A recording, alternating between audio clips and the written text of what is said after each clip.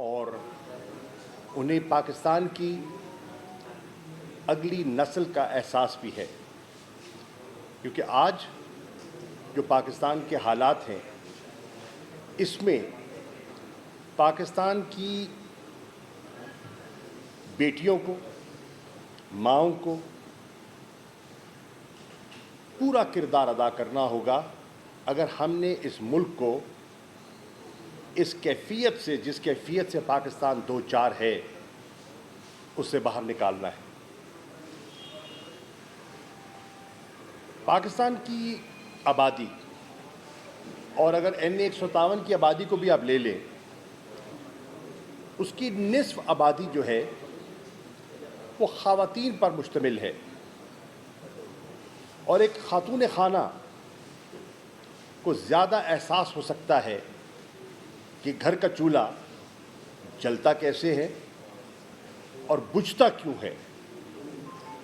एक माँ को ज़्यादा एहसास हो सकता है कि मेरे बच्चों के मुस्तक़बिल का क्या बनेगा, उनके रोज़गार का क्या बनेगा, उनकी तालीम का क्या बनेगा, उनकी सेहत की ज़रूरियात क्या है। मेरी राय में जहाँ ठीक है, दीन इस्लाम ने भी ख़वातीन के हकूक़ का एक वाज़ेह तहफ़्फ़ुज़ किया है, उन्हें जायदाद का हक़ दिया है, उन्हें माशरे में किरदार अदा करने का हक़ दिया है, वहाँ हमारे आइन ने भी ख़वातीन के लिए गुंजाइश पैदा की है।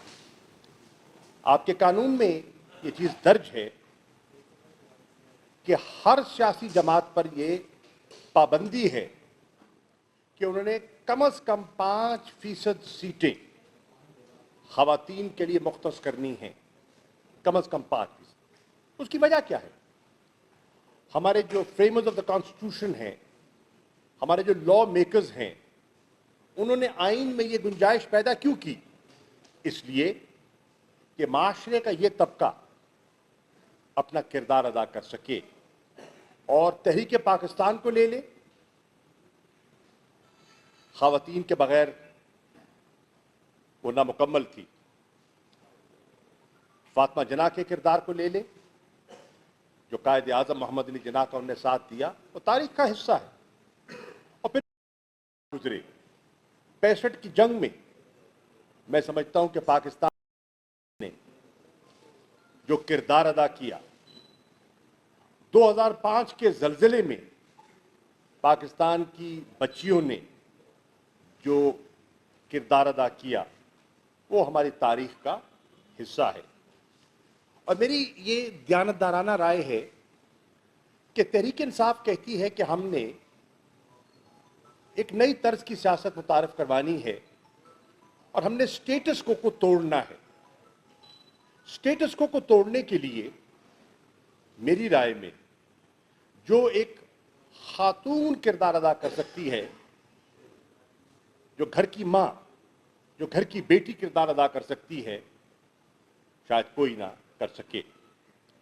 तो वो तब्दीली का एक कैटलिस्ट होती है माँ, बेटी।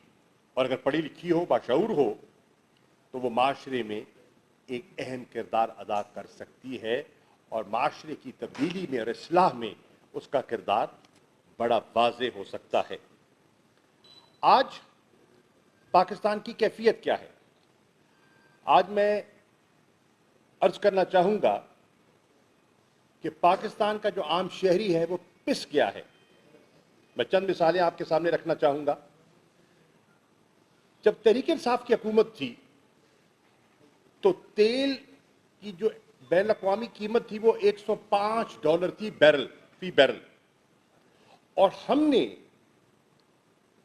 लोगों पे बोझ कम से कम करने के लिए हमने सब्सिडीज भी दी। और हमारे वक्त में जब हमारी गवर्नमेंट गई तो पेट्रोल की कीमत थी ₹150 लीटर, डीजल की कीमत थी ₹145 लीटर। आज जो PDM की हुकूमत है, नून की और पीपल्स पार्टी की मुश्तरका, बैन अवी तेल की कीमत गिर चुकी है, $105 से गिरकर $95 हो गई है और पेट्रोल की कीमत है ₹227 लीटर और डीजल की कीमत है ₹244 फी लीटर। अब इसको ठहर जाए भाई, ठहर जाए। और बात यहां खत्म नहीं होती। जो इस हुकूमत ने अवाम पर एक जुल्म किया है और उसका अभी जिक्र नहीं किया IMF के मुआहदे में, ये उनको एक लिखकर अंडरराइटिंग देकर आए हैं कि हर माह हम पेट्रोल की लेवी में ₹10 फी लीटर इजाफा करेंगे और अब मजीद ₹50 फी लीटर इन्होंने इजाफा करना है तेल की कीमत में, यानी कि ₹10 फी माह। तो अगले 5 माह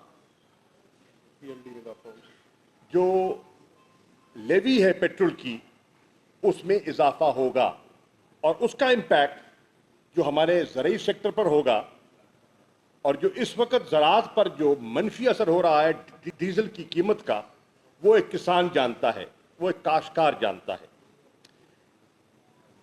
इंटरनेशनल कीमत गिर गई और ये जो सो कॉल्ड अवाम के मुहाफिज बने बैठे हैं PDM की लीडरशिप, इन्होंने ₹9 फी लीटर तेल बढ़ा दिया। इन्होंने ₹4.62 फी लीटर मिट्टी के तेल में इजाफा कर दिया। ये एक महंगाई की शरह जिस तेजी से बढ़ रही है उसका भी हर पाकिस्तानी को एहसास है। मैं हैरान हुआ सुनकर मिफ्ता इस्माइल साहब अपनी प्रेस कॉन्फ्रेंस में कहते हैं कि मैं महंगाई कम करने के लिए नहीं आया, महंगाई कम करना मेरी तरजीह नहीं है, पाकिस्तान को डिफॉल्ट से बचाना मेरी तरजीह है। सवाल यह है, पाकिस्तान को डिफॉल्ट की तरफ धकेल रहा कौन है? उसकी जिम्मेदारी किस पर आयद होती है? ये तो जब तशरीफ लाए थे और हमारे हुकूमत में, इनकी हुकूमत PDM में हुकूमत में आने से पहले इनका तो ये एक बयानिया था कि सारी महंगाई की वजह तहरीक इंसाफ की ना तजर्बाकार हुकूमत है। अब तो सब तजर्बाकार यकजा हो गए और सब अपना तजर्बा का अमली मुजाहरा दिखा रहे हैं। नतीजा ये है कि आज हमारा जो अफरात ज़र है, जब हम गए थे तो सेंसिटिव प्राइस इंडेक्स जो था, SPI जिसको कहते हैं, जो महंगाई का एक पैमाना है, वो था 16.5% और आज इनके इन चंद माह में वो बढ़कर हो गया है 38%। और अब जो डॉलर और जो तेल की कीमतों का जो महंगाई का मजीद तूफान आना है, बिजली के बिलों में मजीद जो तूफान आना है, वो लोगों के सामने है। डिफॉल्ट के जिम्मेदार कौन है? ये कह देना कि जी ये तो वो जिम्मेदार थे, ना काफी है। आज सब लोग देख रहे हैं कि मौजूदा हुकूमत के पास कोई रिकवरी प्लान नहीं है, कोई इकोनॉमिक रिकवरी का इनके पास प्लान नहीं है। मौजूदा हुकूमत की जो पॉलिसीज हैं उनमें कोई तसलसल नहीं है, एक कदम आगे दो कदम पीछे। मौजूदा हुकूमत की जो साख है वो बहुत मुतासर हो चुकी है और उसका एक इशारा आपके सामने है कि जब बाहर भी किसी से बात करनी पड़ती है मुल्क के लिए रियायत लेने के लिए, तो बात कौन करते हैं? रख दीजिए। जो बात करते हैं वेंडी शर्मन से डिफॉल्ट, और ये बहुत सीरियस बात है। आज कैफियत ये है कि आपकी जो लेटर्स ऑफ क्रेडिट है, LC जिसको कहते हैं, वो कारोबारी तबका खोल नहीं पा रहा। इतनी बेयकीनी है मार्केट में, अनसर्टेनिटी इस लेवल की है और करेंसी फ्लक्चुएशन इस लेवल की है कि LC नहीं खुल पा रही। आज कैफियत ये है कि जो जिंदगी बचाने की अद्वियात हैं वो मार्केट से गायब हैं और बहुत सी आपकी फार्मास्यूटिकल इंडस्ट्री जो है, जो लोकल भी है, वो प्रोडक्शन नहीं कर पा रही इसलिए कि रॉ मटेरियल दस्तयाब नहीं है। अपनी अद्वियात पैदा करने के लिए जो रॉ मटेरियल दरकार है वो अवेलेबल नहीं है। आज कैफियत ये है कि आपके ताजिर, और अब सारा मुल्तान का मीडिया बैठा है, आप कवर भी करते रहे हैं, तमाम मुल्तान के ताजिर सरापा एहतजाज हैं। वो बिजली के बिल दिखा रहे हैं और बिजली के बिल जला रहे हैं। आज वो कहते हैं कि हम ये बर्दाश्त नहीं कर सकते और ताजरों ने 17 अगस्त को शटर डाउन की कॉल दे रखी है। शटर डाउन की कॉल दे रखी है। आज ताजर जो हैं वो कह रहे हैं कि आपने हम पर जो फिक्स टैक्स बिजली के बिल में और रिटेलर टैक्स जो लगा दिया है ये नाकाबिले बर्दाश्त है और लगाते वक्त आपने हमसे कोई मशावरत भी नहीं की। आज वो कह रहे हैं कि 2000 से लेकर 20,000 रुपया depending on the size of the shop आपने फिक्स टैक्स हम पे आयद कर दिया। चौक शाह अब्बास के एक ताजर तशरीफ लाए और उन्होंने दिखाया बिजली का बिल। उन्होंने कहा बिजली का बिल जो मुझे फिक्स टैक्स लगा है वो ज्यादा है और मेरी दुकान का किराया उससे कम है। मेरी दुकान का जो महीने का मैं किराया देता हूं वो इतने हजार है और जो मुझे बिजली का बिल फिक्स आया है वो 6,000 का है। तो मैं दुकान चलाऊं या दुकान बंद कर दूं, ये है कैफियत। वो कहते हैं कि छोटे दुकानदारों पर भी सेल्स टैक्स आयद कर दिया गया है।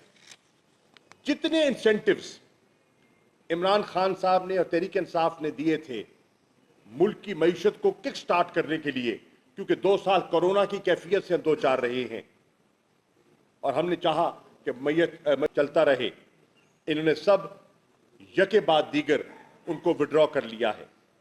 आज कैफियत यह है कि पिछले 2 दिन से पूरे पाकिस्तान में ट्रांसपोर्टर्स जो हैं उन्होंने पहिया जाम किया हुआ है। मुल्तान के अड्डों से बसें नहीं चल रही। सब आपने देखा, आज भी अखबारात में मैं देख रहा था, तस्वीरें शाया हैं, सब बसें खड़ी हैं और सवारियों को कह रहे हैं कि आप तशरीफ मत लाइए क्योंकि हम इंटरसिटी ट्रांसपोर्ट नहीं चल रही। आज वो कह रहे हैं कि हमारी वायबिलिटी नहीं रही। पहले 2 साल हमें ट्रांसपोर्ट इंडस्ट्री को मार पड़ी, बंदिश हो गई, इंटरसिटी सफर पर पाबंदी थी, फिर पूरी सवारी नहीं ले सकते थे, फिर डीजल की कीमत इतनी चढ़ गई, फिर उसके ऊपर टोकन टैक्स और इनकम टैक्स हम पर इतना बढ़ा दिया गया, 200% बढ़ा दिया गया। इस बोझ तले ट्रांसपोर्ट चलाना नामुमकिन है। आज वो हड़ताल पर हैं। तो मैं अर्ज कर रहा हूं, इस तनाजुर में पाकिस्तान के लोगों ने एक मर्तबा फिर 17 जुलाई के बाद एक बड़ा फैसला करना है। 2 बयानियां उनके सामने हैं और एक बयानिए का साथ देना है। 2 ऑप्शन उनके सामने हैं। एक पीडीएम का ऑप्शन है और एक तहरीक इंसाफ का ऑप्शन है और लोगों ने उन दोनों ऑप्शन में से एक ऑप्शन को तरजीह देनी है। आज मैं इसलिए कहता हूं कि ये जो NA 157 का इलेक्शन है ये जातियात का नहीं है, ये नजरियात का इलेक्शन है। NA 157 के इलेक्शन में झगड़ा 2 खानदानों का नहीं है, इंसानों का है। इंसानियत की बात हो रही है। आज मैं ये कह रहा हूं, जब कौम और कौमी बका का सवाल उठता है तो फिर कौम की बेटियों को, कौम की बहनों को और कौम की माओं को अपना किरदार अदा करना होगा। वो लाताल्लुक रह नहीं सकती, वो इस माशरे का हिस्सा है, वो हमारे घर का हिस्सा है। और तहरीक इंसाफ की तहरीक में खवातीन का और फैमिलीज का बहुत पूछते हैं और सवाल करते हैं और NA 157 के लोग इनसे सवाल करें कि 15 जुलाई को जो मुल्तान में मरियम बीबी का जलसा हुआ था, उसमें तो सब नून और पीपल्स पार्टी एक स्टेज पे दिखाई दे रहे थे, शीरो शकर थे, और बल्ले के खिलाफ, जैन कुरैशी के खिलाफ, इमरान खान के खिलाफ, तहरीक इंसाफ के खिलाफ यकजबा होकर कैंपेन कर रहे थे। आज 3 अगस्त को यकलख्त क्या तब्दीली आई है, क्या तब्दीली आई है कि आप की राहें जुदा हो गई। आज क्या वजह है कि पीपल्स पार्टी को फिर ज़ौक और शौक हो गया मैदान में उतरने का, और नून ने अपने कैंडिडेट को जिसे कहते हैं कुर्बान कर दिया। वही मैं आज कर रहा हूं ना, अगर बात होती नजरियात की तो कैफियत और होती। यही हल्का था NA 157, यही इलाका था जब तहरीक इंसाफ ने फैसला, मैं जब तहरीक इंसाफ में शामिल हुआ और इमरान खान साहब ने फैसला किया कि हमें बायकॉट करना है, तो क्या मैंने बायकॉट नहीं किया था इसी हल्के से? और उस बायकॉट की शक्ल सूरत में गफ्फार डोगर साहब आए थे नून की तरफ से, और मूसा गिलानी साहब MNA मुंतखब हुए थे जब उनके वालिद वजीर आजम थे पाकिस्तान के। पूरे जाहो जलाल के साथ उन्होंने कैंपेन की थी और यहां से कामयाब हुए थे। अल्हम्दुलिल्लाह NA 157 के लोगों, आप इस बात के गवाह हो कि 2013 का इंतखाब था, जैन ने, शाह महमूद ने, हमारे दोस्तों ने जो हमारे साथ चल रहे थे और चल रहे हैं, और आज भी जिन्होंने मिलकर हमारे साथ दरखास्त जमा करवाई है, उनके हाथ में तहरीक इंसाफ का झंडा था, इमरान खान का नजरिया था। 2018 का इंतखाब हुआ तो हमारे हाथ में तहरीक इंसाफ का झंडा था। जैन कुरैशी ने दोनों पीपल्स पार्टी का और नून लीग का मुकाबला किया था, और अल्हम्दुलिल्लाह इस हल्के के लोगों ने मेहरबानी फरमाते हुए इन्होंने उन्हें मुंतखब किया। इंशाअल्लाह जनरल इलेक्शन में भी आप हमारे हाथ में तहरीक इंसाफ का झंडा देखेंगे।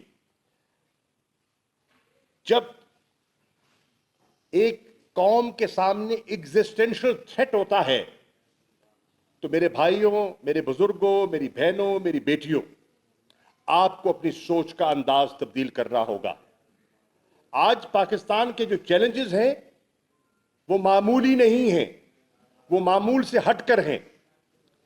आज पाकिस्तान की नजरियाती सरहदों पर भी हमला हो रहा है, आज पाकिस्तान के जुग्राफिये पर भी हमला हो रहा है, और आप देख रहे हैं बलूचिस्तान में क्या हो रहा है।